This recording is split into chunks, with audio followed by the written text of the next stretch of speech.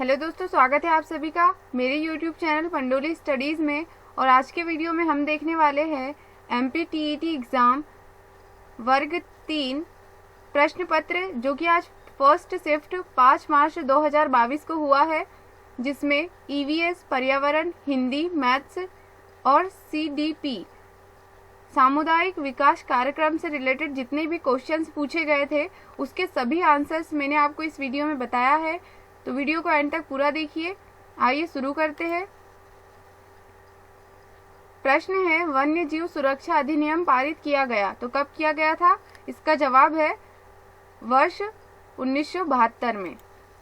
और ये है अगला प्रश्न, हरे पौधे प्रकृति में हैं तो क्या है हरे पौधे प्रकृति में उत्पादक? और ये रहा अगला क्वेश्चन, सभी जीवों को प्रत्यक्ष अप्रत्यक्ष रूप से भोजन कहाँ से मिलता है? तो कहाँ से मिलता है सभी जीवों को प्रत्यक्ष और अप्रत्यक्ष रूप से भोजन? पौधों से। पौधों में गैसों का आदान प्रदान कैसे होता है? तो पौधों में गैसों का आदान प्रदान कैसे होता है? पत्तियों द्वारा। कुछ जानवर रात्रि में जागते हैं, यह चीजों को कैसे देखते हैं? तो कुछ जानवर जो रात्रि में जागते हैं वह चीजों को काले व सफेद रंग में देखते हैं। गोविंद सागर झील कहाँ है? और इसका जवाब है हिमाचल प्रदेश में है गोविंद सागर झील।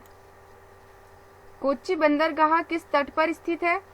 तो यह है मालाबार तट, केरल पर।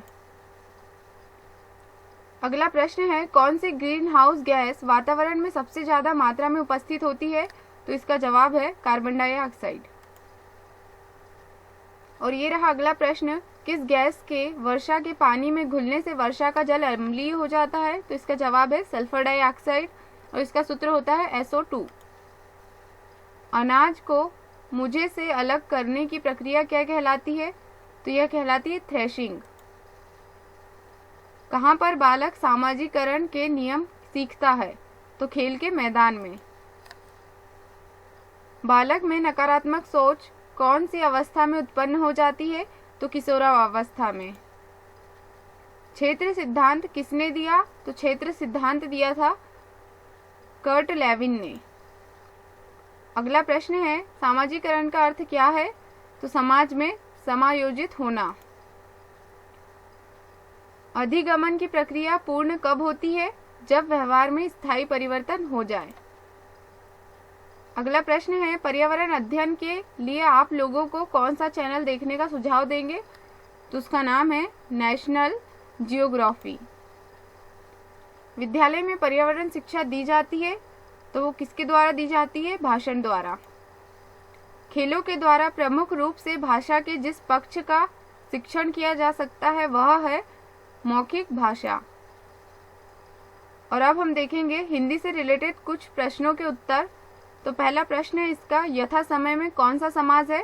तो इसका जवाब है अव्ययी समास। नयन में कौन सी संधि है? तो अयादि संधि है नयन में। हिंदी भाषा में मूल व्यंजन की संख्या कितनी होती है? हिंदी भाषा में मूल व्यंजन की संख्या होती है 33। अगला प्रश्न है, भाषा की प्रथम सार्थक इकाई होती है, क्या होती है? शब्द होती है। रंग में भंग किसकी रचना है? तो मैथिली शरण गुप्त की रचना है। और ये रहा अगला प्रश्न, अग्नि का विलोम शब्द क्या होता है? तो अंबर होता है। जो शब्द कुछ जानता हो उसे सर्वज्ञ कहते हैं। सावधानी में कौन सा प्रत्यय होता है? तो सावधानी में ई प्रत्यय होता है। हो सकता है राम का काम बन जाए कैसा वाक्य है? यह संदेशवाचक वाक्य है। और यह है अगला प्रश्न, आंसू किसकी रचना है? जयशंकर प्रसाद जी की आंसू रचना है। कोयले की दलाली में मुंह काला का अर्थ होता है बुरे काम में बुराई मिलाना। और यह अगला प्रश्न है, मुझे किस प्रकार का सर्वनाम है? तो यह है उत्तम पुरुष। रचना की दृष्टि से शब्द के कितने भेद होते हैं? तो 3 भेद होते हैं।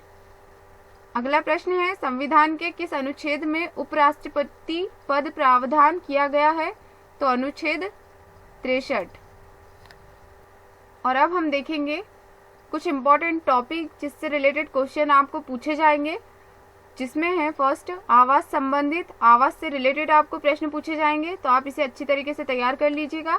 सेकंड है अंतरिक्ष से संबंधित। थर्ड है पादप, कार्बोहाइड्रेट 1 फ्रक्टोज सूत्र होता है C6H12O6। जल में घुलनशील विटामिन होते हैं बी और सी। यह है हिंदी टॉपिक, जिसमें फर्स्ट है संधि, सेकंड समास, NEP न्यूज एजुकेशन पॉलिसी, पठन कौशल विधि, भाषा अर्जन, प्रत्यय, वाक्यों के प्रकार। और मैथ्स में पूछे जाने वाले टॉपिक्स है LCM, त्रिभुज, आयात, समय, अनुपात, प्रतिशत, ब्याज, समय व दूरी। CDP सामुदायिक विकास कार्यक्रम में पूछे जाने वाले टॉपिक्स के नाम है जिन पियाजे। इसमें से काफी क्वेश्चन पूछे जाते हैं, तो आप इस टॉपिक को अच्छे से तैयार कर लीजिए। समावेशी शिक्षा, पूर्वाग्रह, मारिया मॉन्टेसरी। 5th नंबर का है बुद्धि, अधिगम, ZPD, गार्डनर, वाटसन, अनुसंधान। अगर आपको मेरी वीडियो अच्छी लगी हो तो वीडियो को लाइक करना ना भूलें, और जो लोग मेरे चैनल पर नए हैं वह जाकर मेरे चैनल को सब्सक्राइब कर लीजिए, जिससे आने वाली अगली वीडियोस की नोटिफिकेशन आपको मिलती रहे और आप ऐसी ही वीडियोस देखते रहे। Thank you for watching. Do like, comment, share and subscribe. Follow my YouTube channel Pandole studies. मिलते हैं ऐसी ही अगली वीडियो में।